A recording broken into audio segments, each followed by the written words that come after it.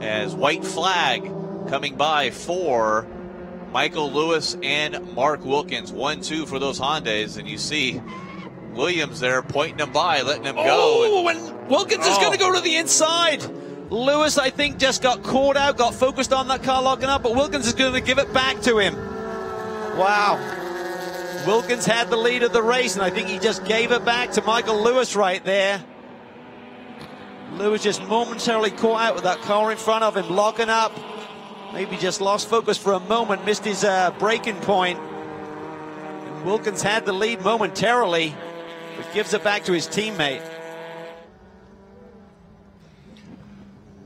See if we can get a replay to kind of see what happened there.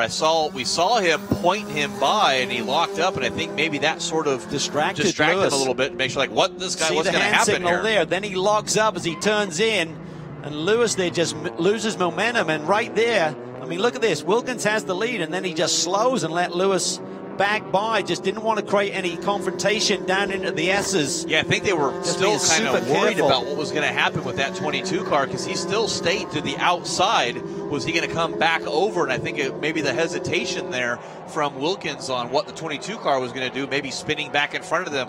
Better to be heads up and safe and finish second than it is to take two cars out. Well, you don't want to throw it away when you've essentially dominated the race by that. Certainly Eversley was very much in the mix for 75% of the going.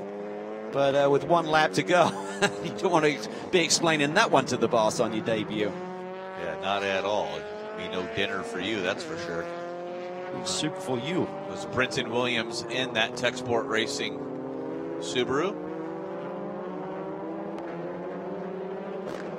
This is a category which I think is just going to take off. I think in terms of the budgets, you know, it's a lot. I mean, the cars are essentially half the price of a GT4 machine, Jeff, and I think it's really going to hit sweet spot with the competitors. And they are capped, so price capped on these cars. The cars are built by multiple manufacturers.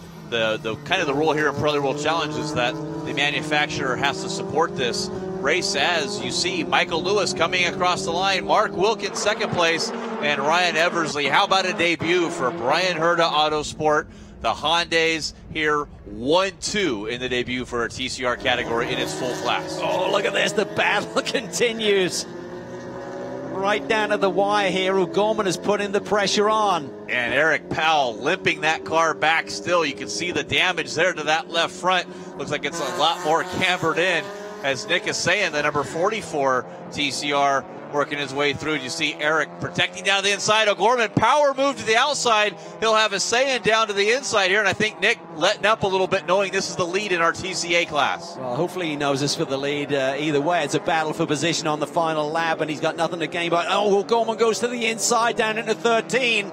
Oh, there was almost a touch there. Good, clean racing between these two, battling out through the final corners here, going for the victory.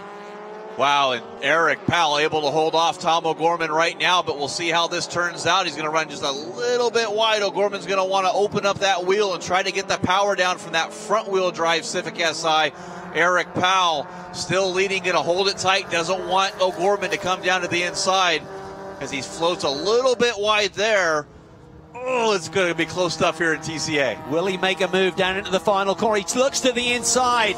They're almost touching there through the apex at 19.